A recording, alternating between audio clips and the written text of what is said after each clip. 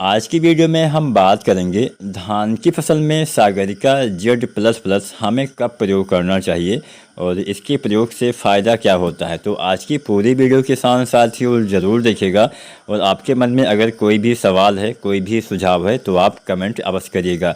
Video को like share भी करिएगा। सागरिका के साथ साथियों समुद्री शैवाल के रस से तैयार किया जाता है। समुद्री शैवाल यानी आप आसान भाषा में समझिए, समुद्री जो खरपतवार होते हैं उन्हीं को हम समुद्री शैवाल के नाम से जानते हैं।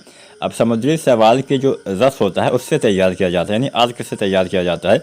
जो लाल और भूरे रंग के समुद्री शैवाल होते हैं उनके रस से सागरिका का निर्माण किया जाता है। इसकी खेती की जाती है। जो समुद्र तटीय क्षेत्र होते हैं वहाँ के किसान साथी इन समुद्री शैवालों की खेती करते हैं और बड़ी बड़ी कंपनियाँ वहीं से उसको बाई करती हैं, ख़रीदती हैं। तो एक हिसाब से उन किसान साथियों की आमदनी का एक ये जरिया भी होता है समुद्री शैवाल की खेती करना। चलिए आज के विषय पे हम आते हैं, सागरिका Z++ के बारे में जानते हैं। सागरिका Z++ अगर हम आसान भाषा में समझें तो एक तरह से ग्रोथ प्रमोटर है। ग्रोथ प्रमोटर का काम होता है पौधे के विकास को बढ़ावा देना, पौधे में भोजन निर्माण में मदद करना, मतलब एक टॉनिक का काम करता है। जैसे हमारा स्वास्थ्य अच्छा नहीं रहता तो हम कोई टॉनिक डॉक्टर देता है जिससे हमारा स्वास्थ्य सुधर जाता है, मतलब हमारा पाचन प्रक्रिया सुधर जाता है, सब चीज़ें अच्छी हो जाती हैं। ठीक उसी तरह से सागरिका भी काम करता है, मिट्टी में सुधार करता है, पौधे के भोजन निर्माण में मदद करता है, कल्ले के फुटाव में, जड़ विकास में, इन तमाम चीज़ों में सागरिका आपका काम करता है। चलिए जानते हैं इसमें कौन कौन से तत्व पाए जाते हैं। सागरिका इसको कंपनी द्वारा तैयार किया जाता है, ये तो आपको पता ही होगा। किसान साथियों सागरिका Z++ दानेदार रूप में आता है। इसमें बहुत सारे तत्व पाए जाते हैं जैसे प्रोटीन, कार्बोहाइड्रेट, अकार्बनिक लवण, विटामिन के साथ साथ अन्य बहुत सारे पोषक तत्व उपलब्ध होते हैं। जैसे आपका पौध वृद्धि हार्मोन जैसे auxin, gibberellin, cytokinin, B10, mannitol इत्यादि इसमें उपलब्ध होते हैं। इसके साथ साथ इसमें कुछ चीज़ मिलाया भी जाता है जैसे जिंक, बोरोन, कैल्शियम से भरपूर होते हैं। और समुद्री, जैसा कि मैंने बोला है, समुद्री तटीय क्षेत्र में इसकी जो है खेती की जाती है, दानेदार रूप में आता है। लगभग सभी फसलों में इसका इस्तेमाल किया जा सकता है। अब जानते हैं इसके इस्तेमाल से फ़ायदा यानी लाभ क्या होता है। सागरिका के इस्तेमाल से अगर आप डालते हैं तो आपके पौधे में जो पौधे के पचाने की क्षमता होती है उसमें काफ़ी सुधार होता है। इसके साथ साथ पौधे के उत्पादन की गुणवत्ता को भी बढ़ाता है।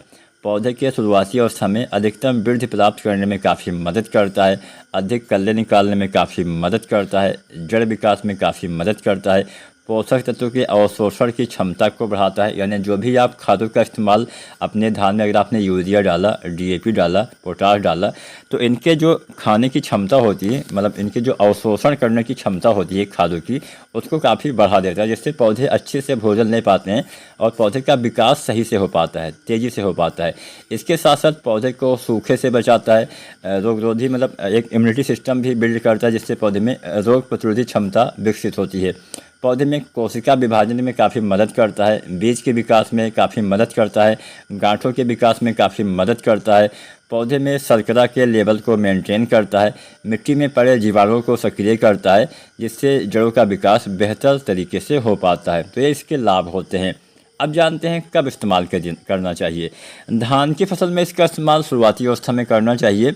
इसका इस्तेमाल आपको कब करना है, रोपाई के समय या फिर 1 सप्ताह या अधिकतम 10 दिन के अंदर आपको इसका इस्तेमाल करना है। और लगभग 8 किलो से लेकर 10 किलो मात्रा पर एकड़ के हिसाब से सागरिका Z++ रोपाई के समय या रोपाई के 1 सप्ताह से 10 दिन तक अधिकतम आपको प्रयोग करना है। इसके बाद में डालेंगे तो ज़्यादा लाभ आपको नहीं मिलेगा, इस बात का ध्यान दीजिएगा।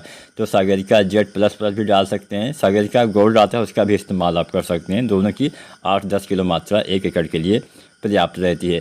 तो उम्मीद करते हैं आज की वीडियो में सागरिका Z++ के बारे में आपको अच्छे से पता चल गया होगा। कोई सवाल या सुझाव हो कमेंट करिएगा और चैनल को सब्सक्राइब नहीं किया है तो इंडियन एग्री हेल्प चैनल को सब्सक्राइब करिएगा। धन्यवाद।